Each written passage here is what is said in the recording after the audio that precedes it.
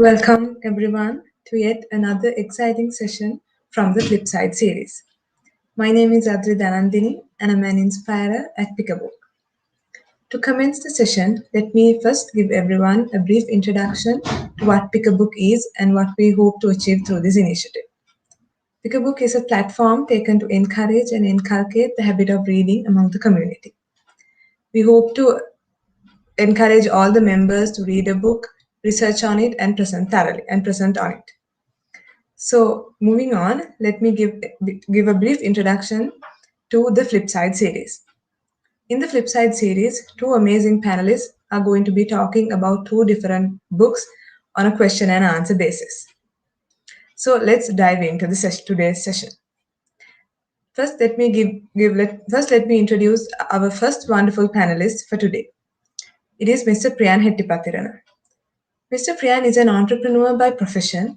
He is also the founder and the managing director of Design in Devoting, a company which is based on architecture and interior designing as its core business.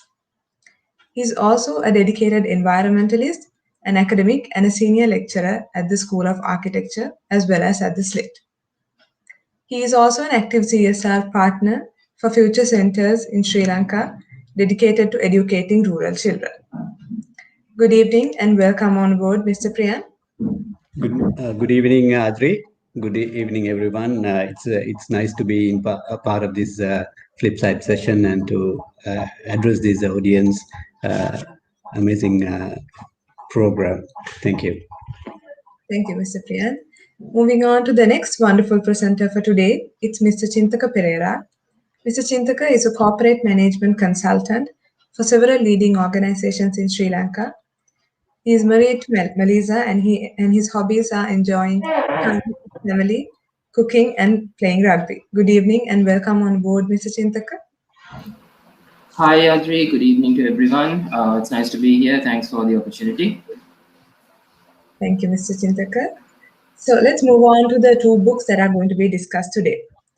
The first book that Mr. Priyan is going to share his learnings from is called The Sacred Architecture in the Traditions of India, China, Judaism, and Islam.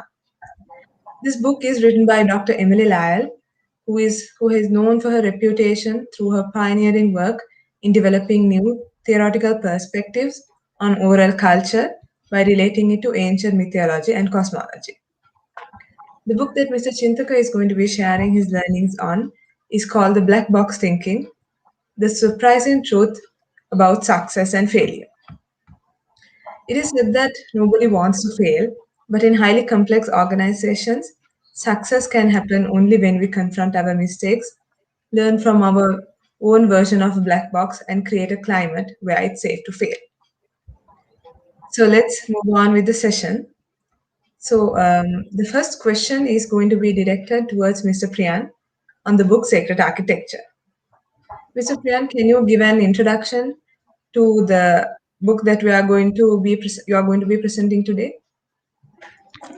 Yeah, this book is called Sacred Architecture. It's a book about cosmology, and this book was as a result of a conference which was held in Edinburgh.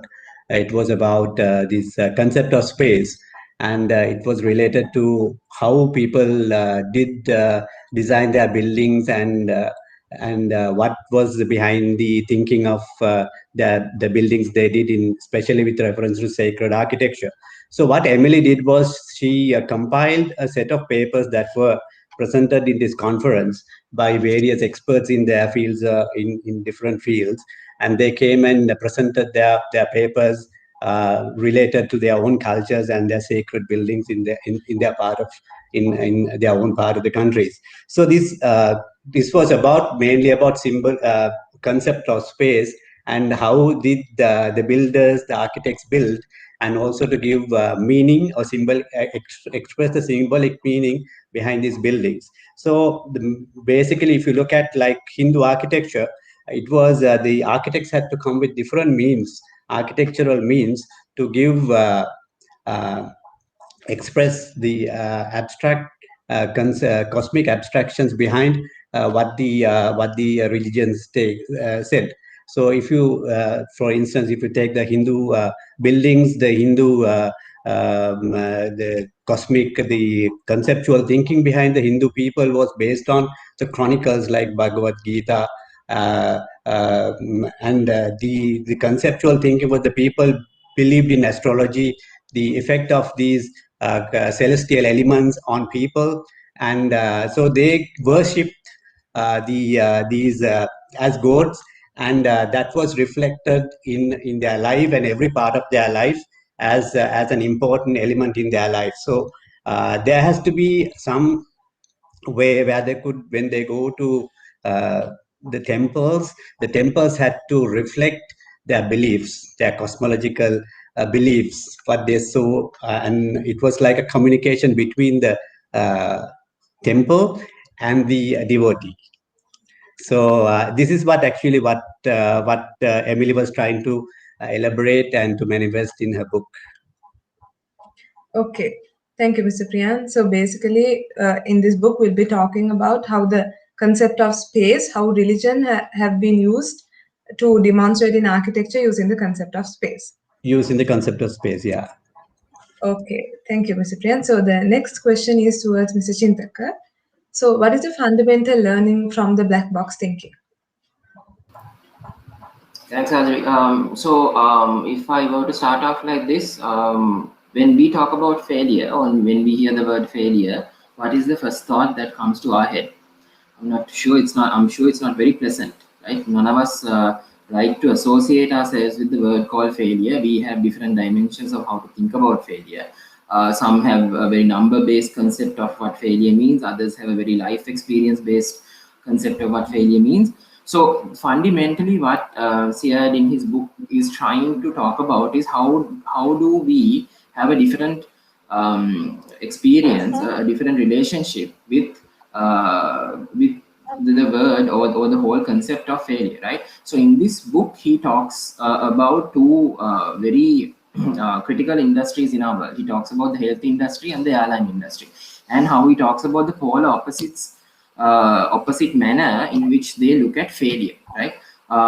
So one industry looks at preventable things that actually end up killing us, but chooses not to deal with it. Others look at what happens and learns from it and makes it so crystal clear to everyone as to how not to make that mistake again, right? So and it also talks about certain fundamental facts, like certain things like cognitive dissonance, how our thinking gets us to look at failure in a different way, and how our biases, our different opinions of failure gets us to look at failure in a way that doesn't really help us to move from that place, from that position. Then he talks about something called blame culture. How I mean, we hear about this culture and blame culture so often. What is blame culture? Then he talks about fixed mindsets as opposed to growth mindsets. So it talks about how we can learn from our mistakes. How can we dissect something into its minute components to figure out where things actually go wrong, and how do we look at putting a culture in place where it's a learning culture, and how do we change our mindsets and the people around us in that sense to actually harness what we can gain from mistakes, so that there is rather than having this approach of denying and putting something under the carpet, or having a very sort of a blame culture towards failure. He looks at how we can actually look at failure as things that we can learn from, and how we can what are the processes we can put in place to learn from it. So it can be an organization, it can be even an individual, you and me, who could actually do this. So that's in a nutshell what the book talks about. Thank you, Mr. Chindika. So basically, the black box thinking talks about how we should look at failure in a different and in a not negative way, so that we can actually learn from our mistakes. Yeah. Okay, thank you, Mr. Chintaka. So again, moving on to the sacred architecture, Mr. Priya, the next question is: so you say that the Indian temple palace became a model of the cosmos. How was this structurally, as in physically, organized by the artisans who designed and built these magnificent monuments? Yes, Adri. Now, if you look at the cosmic, the Hindu cosmology, it was the mental picture people had about how life started, what will happen after death, and how did the Earth start, what will happen, where are we moving, and these kind of things are what they were thinking. So the now if you look at our planet, they were the Hindu people were their thought process was more universal. They were looking at more what is going to happen to the universe, and they believed in astrology. So if I give you one example, they believed in our solar system, our sun, and our planetary system. So they thought in this universe, which is true, scientifically also proven. There are so many suns. Like if you direct our finger into one direction, there will be so many planetary system on that line, because this universe is never ending. It just keep on repeating. So this idea had to be represented in the architecture the architects did, because for the people to communicate and make sense with the buildings, the monuments they went to see, right? So what happened was, now the artisan had to design this, and they had to derive forms and shapes. So what they did was, anyway, India had a very rich vocabulary of architecture, whether it is village or urban. So they derived forms from these urban forms to design the temples. And the temples took this shape of a pyramidal shape, stepped shape, mostly made out of stone, and they were decorated using these different forms. And then it was decorated at the corners, because the according to the cosmology, the Indians believe that the world starts from one point, and it keeps expanding in four cardinal directions.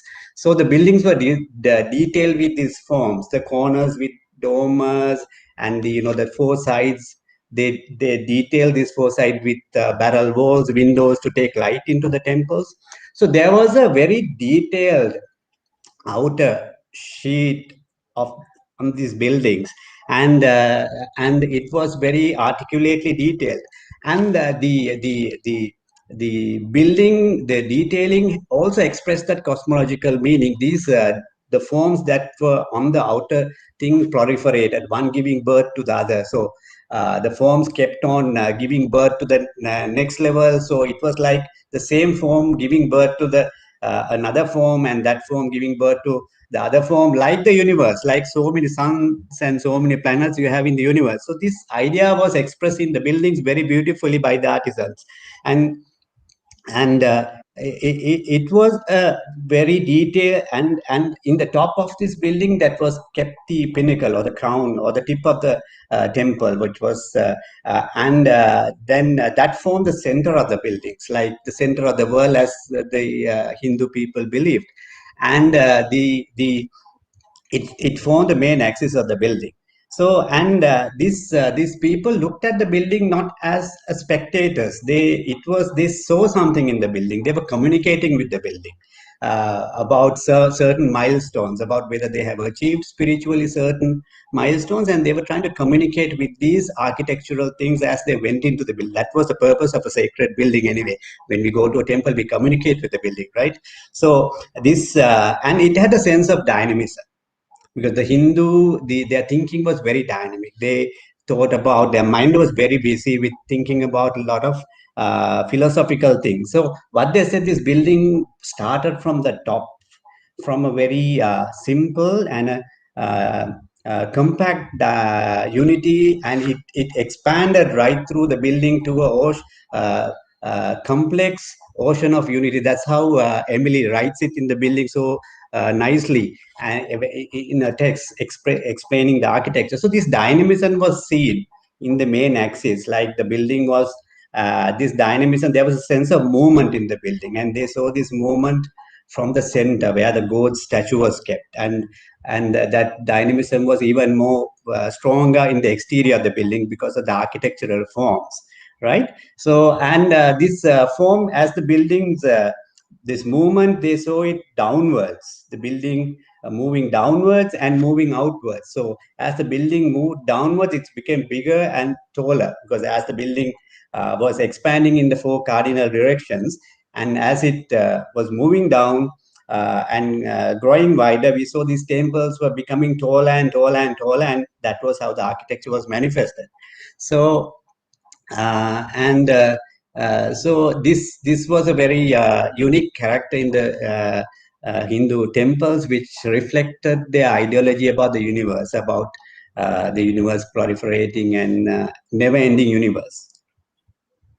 So is it all right to say that the Indians or the Hindus believe that most of their beliefs and worships are based on nature and environment that is depicted through this architecture?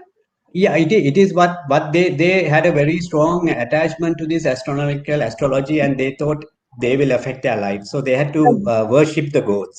So they had Right. for every god. So Indra was for the suns, and so even it was not one sun. There were so many gods like that. One god for music, one god for Right. destruction. Skanda was for destruction. Brahma was for creation. So they thought everything has an impact on astrology from astrology. So this had to be worshipped, and it was expressed in the buildings by the architects for them to so the devotee also can make sense with the building for the architecture of the building and to get connected with the building spiritually. So that was what was, and these buildings were mostly done with stone with the available technology at that time.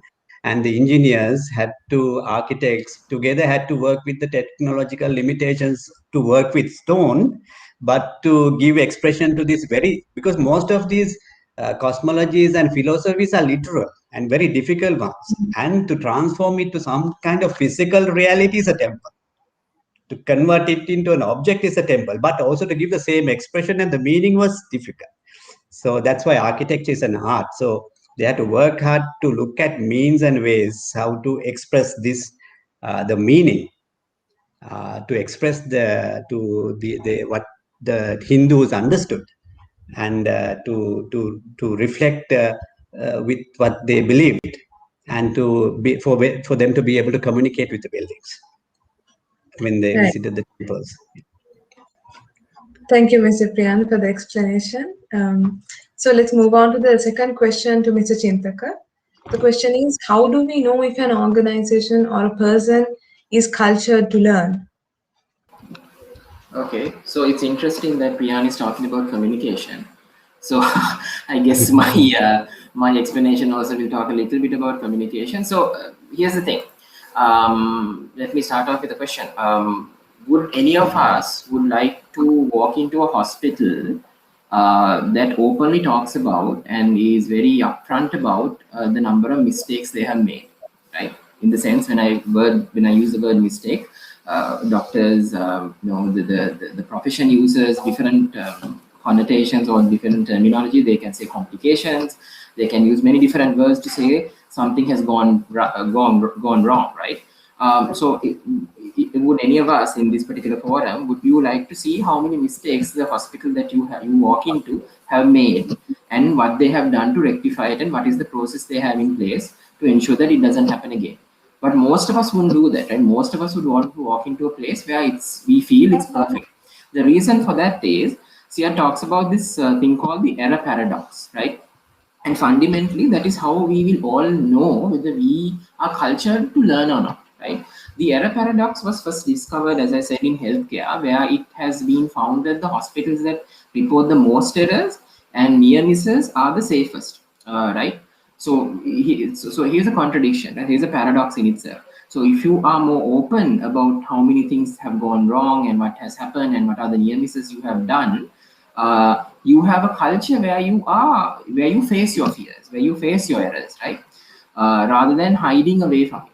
So because the hospitals that are open and honest about their mistakes learn the lessons and make reforms to ensure the same mistakes never happen again, hospitals that report fewer errors look safer on the surface, right? Like you and I would feel, we would feel safer because it's everything is perfect, right? However, when they analyze this through, and he talks about different ways that you can analyze this, and not just in terms of medicine, but in terms of certain processes, right? Now, if you're familiar with software engineering, there are different ways that you analyze errors, right? If you're, I'm sure, Priyan in his functionality, there are ways that you also try to minimize errors and look at errors in a different way, right? So there's something called inspection and objective driven measurements. So he talks about how these reveal that the ones that actually don't talk about issues have more issues than the others, right?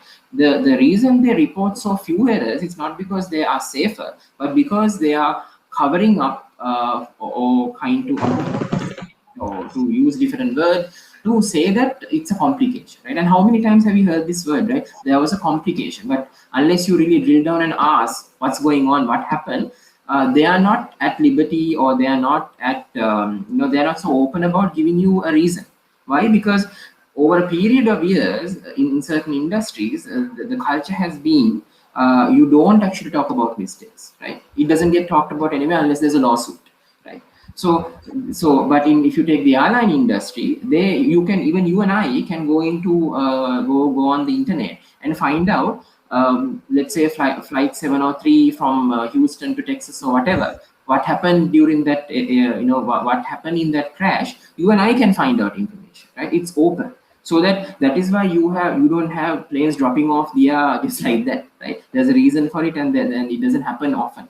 But in the medical industry, in certain industries, and medicine is one of those industries, you have near misses, you have fatalities almost every day. But it's coined as a complication, right? So we never really find out the reason for it, and things never get better, right? So this is so if you really want to understand why culturally, how do you learn, it's by actually owning up to your mistakes. And it is what Ziad calls in his book the error paradox, where you confront the paradox itself. Yeah. So, in a nutshell, mostly in the hospital industry, I mean, it's true, but the word that they mostly use is a complication. So, basically in the hospital industry, they put the error under the carpet, but otherwise in the airline industry, since they confront it, it's easier to learn from it and not make that mistake again. So that is the Exactly. error paradox. Sure. Okay, thank you, Mrs. Chintakar. So let's move on to the next question from the book Sacred Architecture. Mr. Kriyan, if you can tell how the Chinese sacred architecture is different from the Indian sacred architecture? Yes, Adri, like as we said, the Hindu, the Indian sacred architecture, the cosmological conception was multidimensional. They had multiple gods. They didn't worship one god. So it was a very elaborate and a very multidimensional in its cosmology. But Chinese was different. China had its even we know that Buddhism and Hinduism both originated in India. So there is some connection between Buddhism and India, because Gautama Buddha himself was Hindu before he discovered Buddhism. So there was a lot of influence from Hinduism to Buddhism. But one thing that the history book says, and Emily writes about, is the Indians, even though China got Buddhism from India, China didn't absorb the religion as it is. China had a way of absorbing cultures their own way, because they were not like the Hindus. They were believing things which they could see. They never believed anything that was not perceptible to them. They had to believe anything that to believe they had to see, and it has to be seen, and then only they absorbed it. So even though a lot of things which were beyond the beyond their visibility or beyond their understanding, they never absorbed it into their culture. So there was a certain in translating, when they translated Buddhism to in China, they changed a lot of things. That's why we have in India more Theravadic Buddhism, and in China Mahayanic Buddhism. So it was different, and Chinese thinking was different to Buddhism. So when you look at the buildings, Adri, the buildings were more axial. They had a main axis on which the various buildings were strangled along the axis. They positioned the buildings on a main axis, north, south, or whatever. And that was one of the characters in the building. And then there was another character. There was symmetricity in the building. So any building that was along the main axis was the main buildings, but all the other buildings were symmetrically positioned on either side in the architecture, and there was modular. It was very modular. So let's look at what made people think like this. It was reflected in all Chinese art, whether it was music or whether it was any art, architecture, all this was reflected in their culture. It's easy to understand what a Chinese mind, what a Chinese soul, when we learn about this architecture. So the Chinese cosmology was it was more like a dual, or more like they believed in dualism. So it was like, for them the cosmology was like the heaven was above and earth was below. So they had this dual concept in it, and they believed that the heaven is somewhere in the bipolar regions, and the center of the heaven where the god divinity was. That was their concept. There was one god, and they believed that there is the son of God is on earth, and that was the emperor of China. So the center of the earth was the Chinese imperial palace, and the center of it was the emperor's seat. So they were locating, and the cosmology was like, the structural thinking of the people was to place the uh, center of the earth where the imperial palace was, and which had to imitate the astral center, the earthly center. So the earthly center was the emperor's palace, and whereas the astral center was the god's, where the heaven was. So that's how they looked at it. And so when you look at the Chinese mythology, it was a very dominant thing to have the axial thing, symmetry, and the modular. So that reflected in it.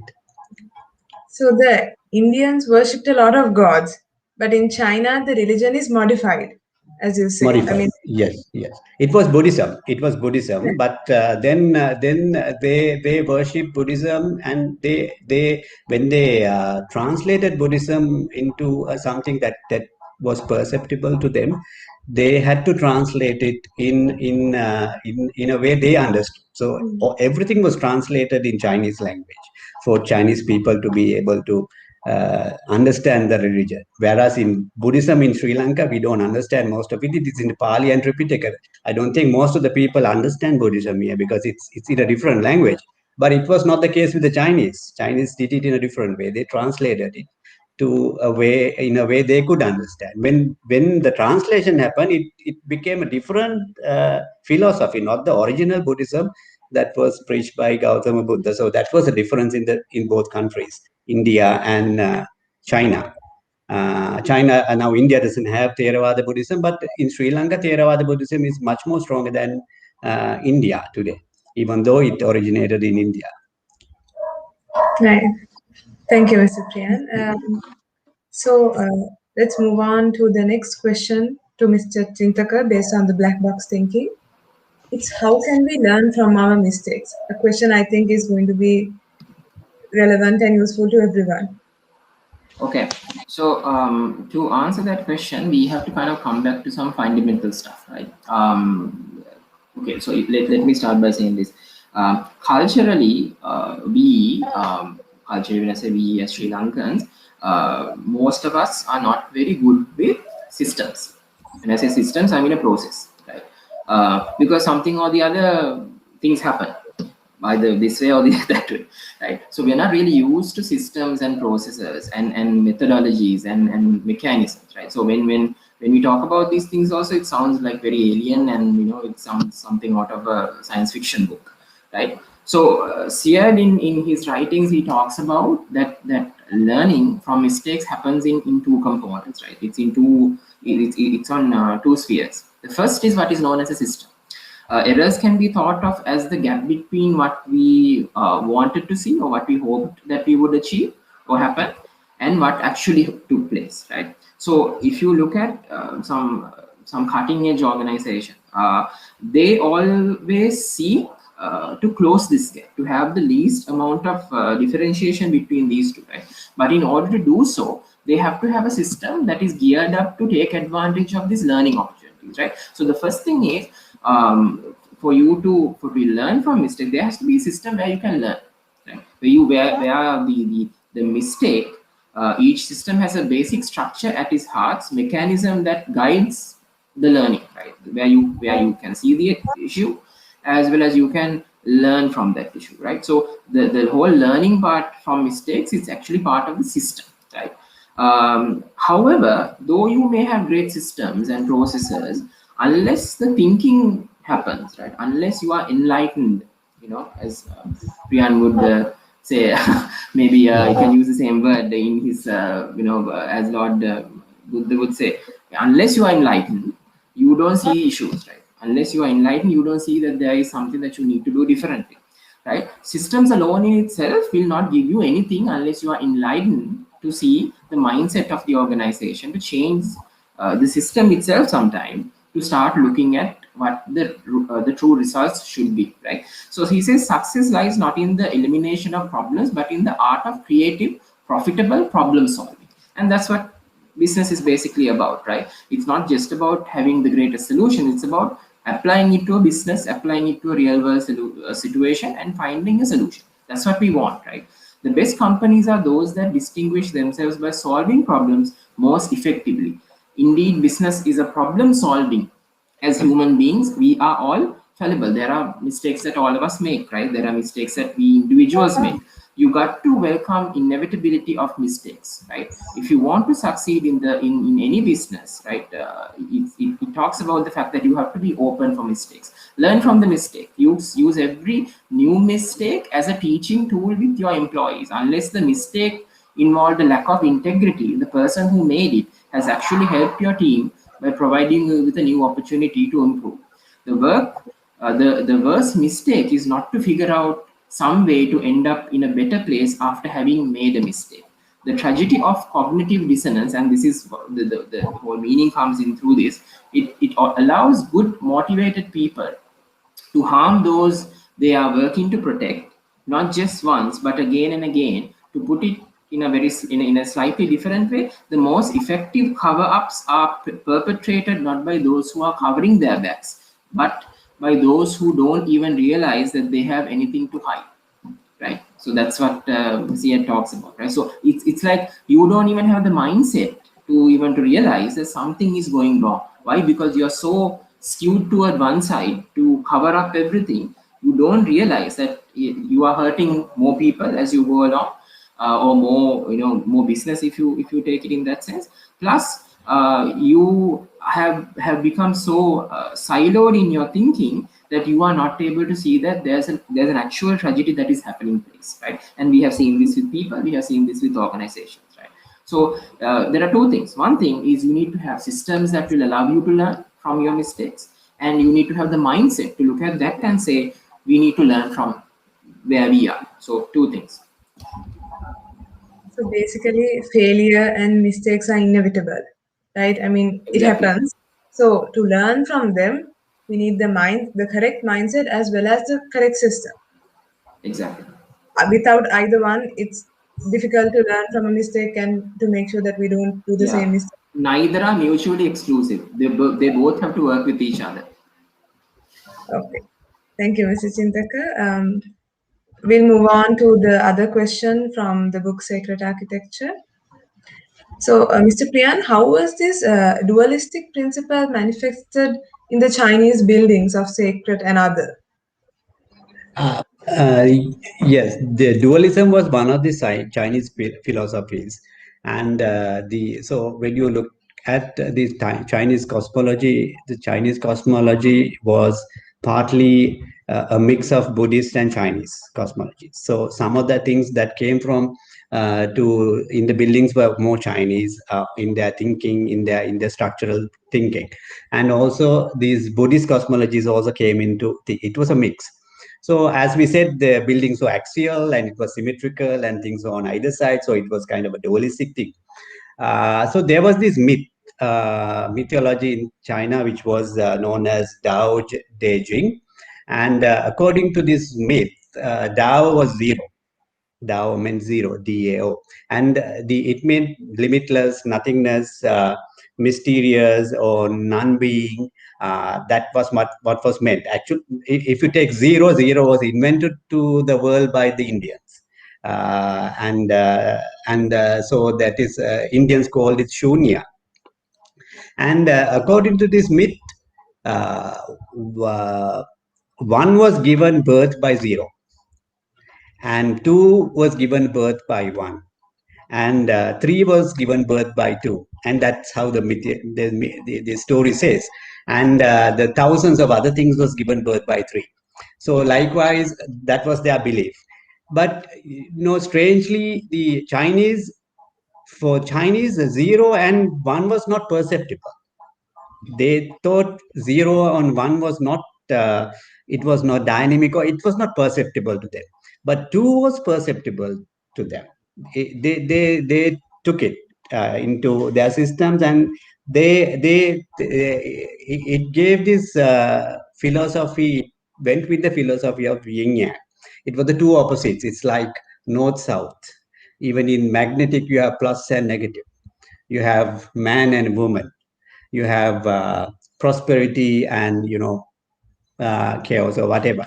You have superior, inferior, north, south, and they saw that dualistic thing, this conflict and the opposite, and these the conflict between the opposites create life, and they had this dualistic principle, which was yin yang. If they said dark, then white. So likewise, this belief was there in their thinking.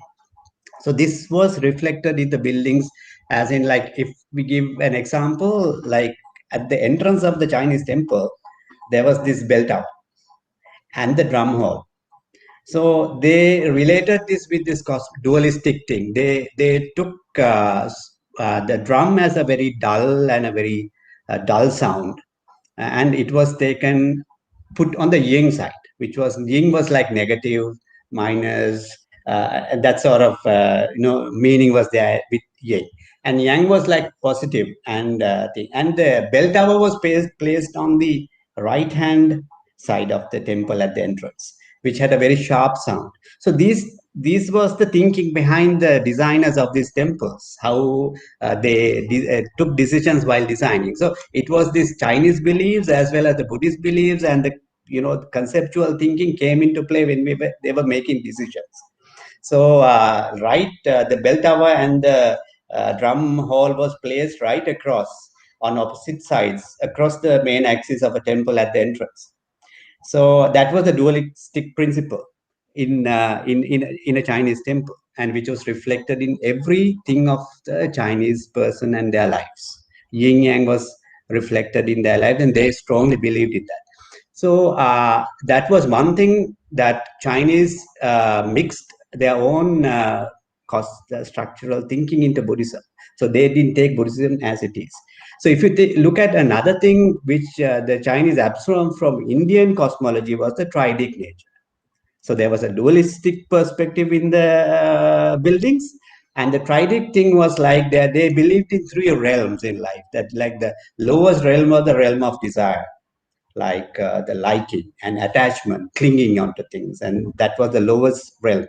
And so even in a monastery, as explained by the author very nicely, and Emily says that the buildings of the layouts of the temple had the 3 layers, and the lowest layer was the realm of desire. And when the person was entering a temple, they had a continuous dialogue with these things they saw, and this dialogue was as to check whether they have achieving the next realm. The second realm was the realm of concentration, meditation, development of the mind. And the last realm was the ultimate salvation, which was the nirvana, or according to Buddhism. So this in the structure of the building, as the author says, this 3 triadic principle was also there, as well as, like, when placing the other elements of the building, they also took this dualistic conception. So this was how the Chinese saw the world. They saw the heaven as above and earth as down, earth as below. So these things were manifested in all this religious architecture. And the devotees, when they went to the temple, they communicated with these buildings, and they understood it. and they were on a continuous dialogue with the buildings, and that was what the sacred architecture was meant to do. And it was a very difficult task for the artisans to come up with means, but this book says how it was. This is a book you should read, and it will give a very broader perspective about different cultures, different religions, and the way different people thought about their life. Yeah, I hope I answered your question. Thank you, Mr. Priyan. It's actually quite fascinating to know the level of depth and understanding that has gone into the building these monuments. Usually, for most people, it's architecture and it's a temple, a place of worship. But it's fascinating to know that the depth of the artisans and the level of meaning that is gone to each and every part of these historical landmarks. Yeah, the Emily says in the buildings, like sacred buildings, when the people look, they were not spectators of the buildings. They were not looking it as objects. They were seeing something. When they looked at the building, they were seeing something within themselves. So it was a dialogue between the building. They were not looking at buildings as spectators, the sacred buildings. So it was very the way she explained in the book. Thank you so much, Mr. Priyan.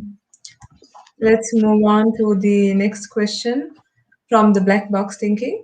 Mr. Chintaka, what sort of relationship should we develop towards failure? So, okay, off the bat, it should be what Siad calls as a very healthy and a productive relationship with failure that we need to develop. And the word is develop, right? You're not going to wake up tomorrow morning and have a very positive positive end to failure just because we read the book. But you need to develop it over a period of time to really understand why developing that makes sense, right? And he talks about this. You can build motivation by breaking down the idea that we can all be perfect on one hand, and by building up the idea that we can get better with good feedback and practice on the other, right? So it's like a twofold thing. So and this he talks about feedback a lot in his book, and if we have ever improved, it's because people have been willing, and we have been willing to listen to what people had to say about how to improve ourselves, right? So as an individual, so even he talks about examples like Mercedes, and he talks about Google, and he says some of the world's most innovative organizations and high performing individuals integrate errors, interrogate errors as part of their strategy for future success. So if every mistake, everything that goes wrong or could have gone wrong is dissected into smaller pieces, right? A bigger problem is dissected into smaller pieces, and each part is analyzed so that the entire process gives you a learning, right? And this is, and when I say learning processes, it's not just you have to have this mega computer process, right? Or technological process. You and me, we can have small processes in ourselves in the day-to-day things that we do as to how we kind of record our own mistakes. I mean, can we look at it in a different way when we try to do the next similar thing? How can we avoid the mistakes that we made last time, right? So sometimes we have a very cognitive way of doing it. Sometimes we have a very off the cuff way of doing it. So we can, what he talks about is have a system. Sorry. Then he also talks about developing an investigative competence, right? And where you can look at a mistake and you can investigate why it happened, right? It's like when aeroplanes crash, there are crash investigators who go to a site and they look at these bits and pieces and they figure out that the minute thing has gone wrong. It's just a little nail that the little bolt or the little pin that was missing, right? So they know how to kind of investigate diligently of how to dissect something and to look at it. Then he talks about build a culture which encourage investigation, right? And that's very critical, right? Where we want to know why, right? How many of us actually want to know why? We want the result, we want the solution, but how many of us actually want to know why something failed? Why did it not happen the way we expected something to happen? Or do you just want the results? But the results will never come unless you really look at why, the root causes of it, right? So he talks about building a culture which encourages investigation, and he talks about developing a culture where you can look at minor details, minute things, little variations from what should have been, so that you have a comprehensive way of actually having a very healthy approach towards looking at mistakes. Hopefully that answered your question. So to have a healthy relationship towards failure, so that we can actually learn from them and not repeat them, we should basically, as individuals, pay more attention to minor details and create a mindset based on learning, so that we can actually learn from these mistakes, just as people investigate plane crashes. Yeah. Okay, thank you, Mrs. Chintaka. Let's move on to the sacred architecture. Mr. Priyan, what were the earliest forms of sacred architecture people manifested, of the Hebrew community manifested for worshipping? Yeah, the Hebrew community. This is mainly the Jewish community, and they used the structure called tabernacle. Tabernacle was a tent. It was a impermanent structure made out of fabric, and they used it as the temple to worship God. And the unlike the Hindu and the Chinese temples, as the author says, the Jewish or the Hebrew people didn't believe in the cosmology, because they were more of a people who had to go from place to place. If you look at the Chinese and the Indians, they were more agricultural people. They had to stay in one place and harvest. So for them, it meant to be stationed in one place, and for them, it made sense. But the Hebrew people had to go from place to place. For them to worry about the world as a place of one static didn't make sense, because they had to take the cattle, the sheep from one place. They had to go looking for grassland, and so their life was more of more like a travel. They had to go from place to place, because the climate also had a huge influence impact on this, because it was more in the Middle Eastern part of the world, where the religion and the Jewish people were. So they had to go from place to place looking for food for the cat, for the thing. So but if you look at the Greeks had a better understanding. They had a full understanding about this notion of cosmos and the physical ordering of the universe. The Greeks had a very better understanding. For the Jewish, it didn't make much of a sense. So if you look at the canon of the Hebrews, the scriptures, it eventually became the Christian Old Testament. So it was more of a uh, text that gave the principles of a certain group of people to express their shared cultures, and how they stayed united, how they stayed together. And it was kind of so the tabernacles, the structure, the temple was manifested to articulate an experience among you could see in this community. And the purpose of this was to keep the people united, to keep the people to create that sense of unity, and to create that continuity of the culture. So that was the purpose of the Hebrew, the Jewish, the relationship they had with the religion. So the temple was one of the places that kept these people together, because they had to come to the temple, to the tabernacle, to worship, and that was a mandatory thing for them to come, and that kept the people united, that kept the people in one place, because they had to go through a lot of turbulence in their lives, wars, destruction, and people's lives were going haywire, but still they had to come to the temple to worship, and that kept the community together. So it was more than a cosmos, it was like a shared experience, which was like unity and continuity of of a group of people. So the texture or the text was kind of a law that was meant to keep the people together, and it was a kind of principles and underlying the specifications of kind of relationships the community had to have. It's like the relationship the man or the woman had with God, the man had with men itself, the human women, the relationship had with women, and the man, the relationship that they had with nature, the women, the relationship they had with nature. So it was a text of that nature, rather than like the Hindu or the Buddhist, which was related to more into other cosmologies and other beliefs about the universe and things.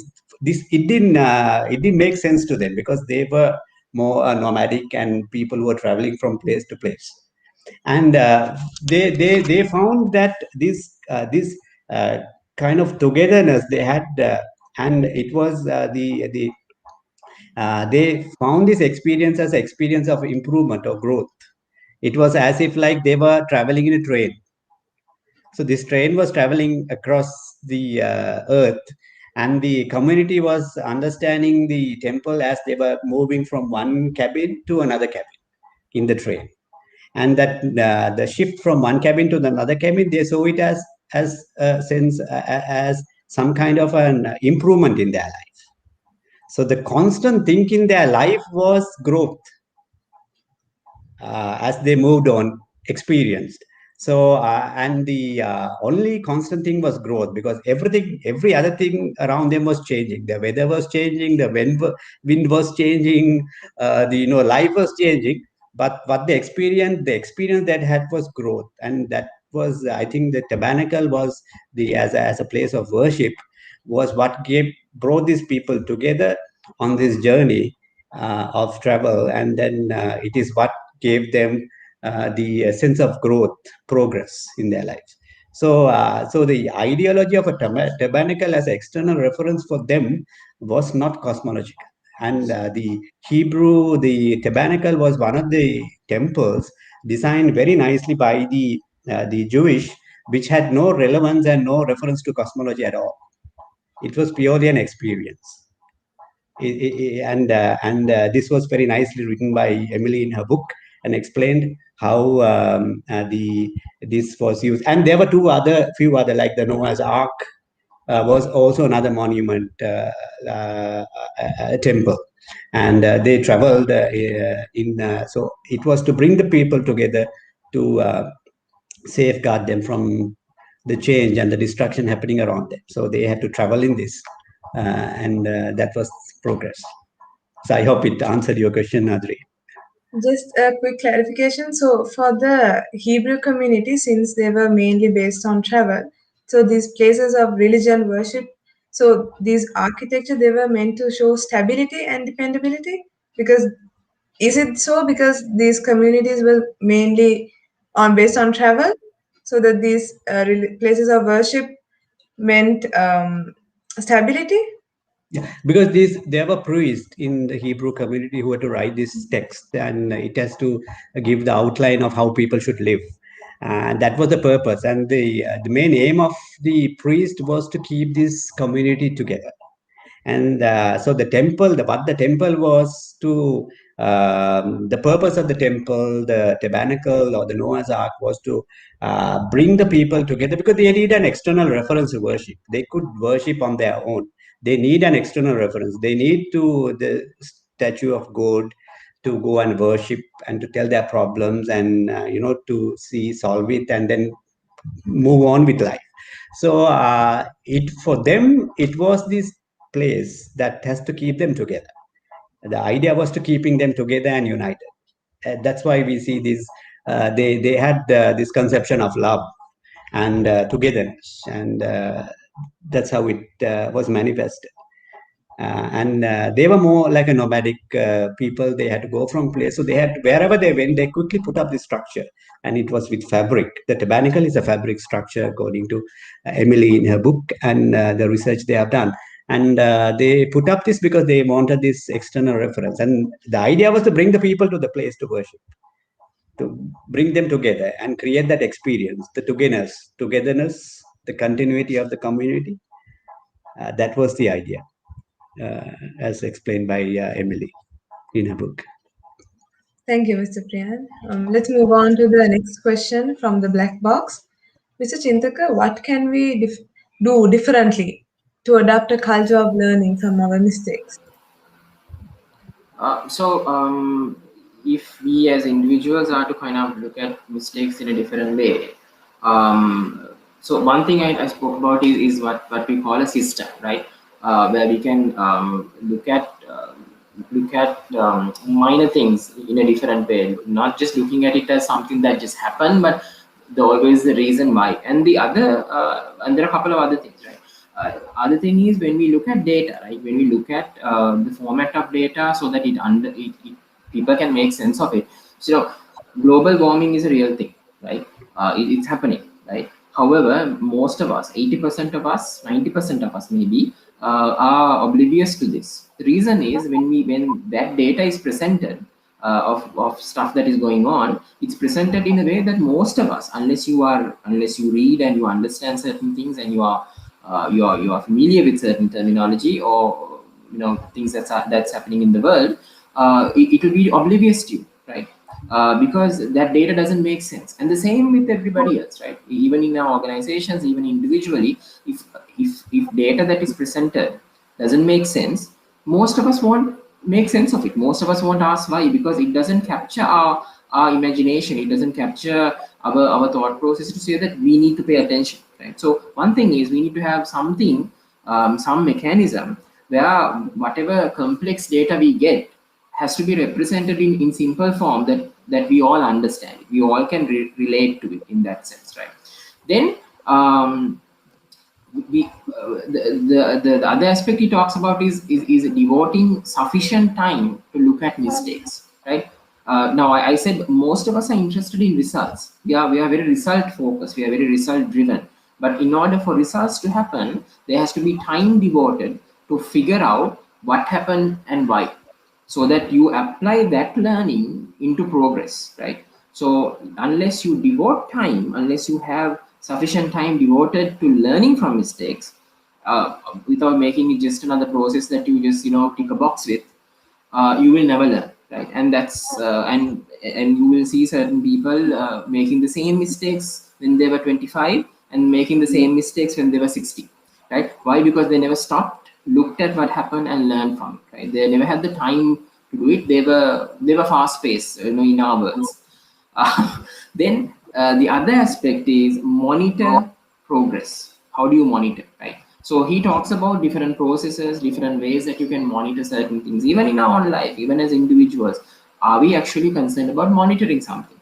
Do we actually pay attention, right? You can, not to dissect it to a certain level where everything becomes just data, but how do you make sense of that data into information? How do you monitor something and make progress on a month or a weekly or a yearly basis to see, I was here, now I'm here, and here's my data, right? And if any one of you have ever been on a workout program, the first thing they tell you is we gauge where things are right now, and you get into a process and you gauge as you go along. Why?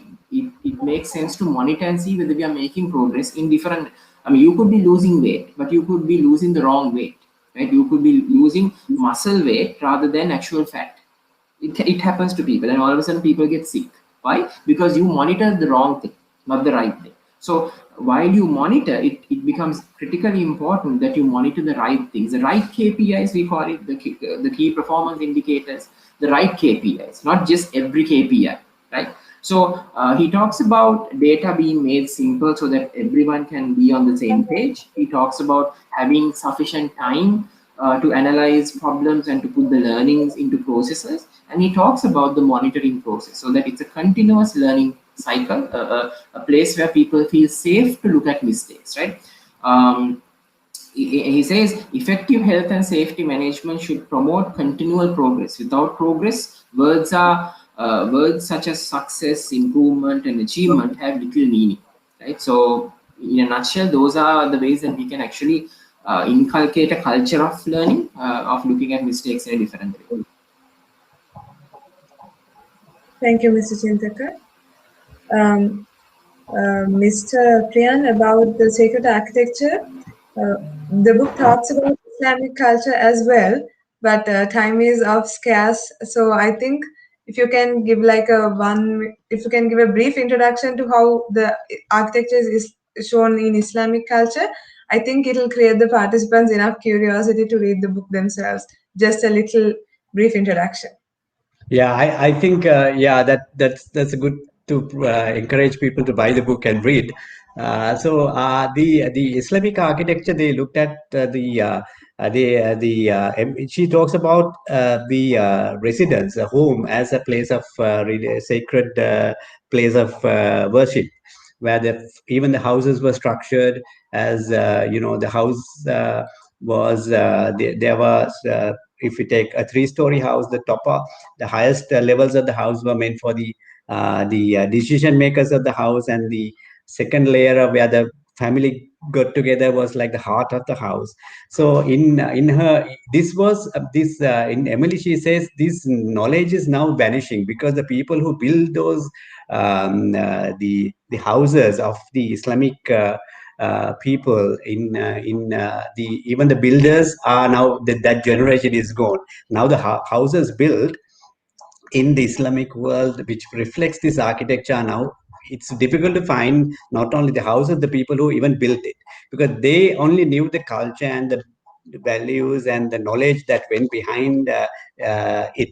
So one thing is, they said they attached the house into like the body parts, like the head was like the highest level of the house where the decision makers were spaces were given, and the heart of the house was where like the important organs of the house without which we can't live, was like the place for people to gather. And the bottom layer parts of the house compared with the legs of a human body, which was traveled from where people connect with the community. So these were essential parts of a Islamic house, which was explained by Emily in a book, and it gives a very good descriptive detail into these elements and how it was manifested in the buildings as a place of worship, as a place of worship by the Islamic. And this book is very good, but it gives a very cross-cultural, cross-religious perspective of different communities. It's not only in one country, a global perspective.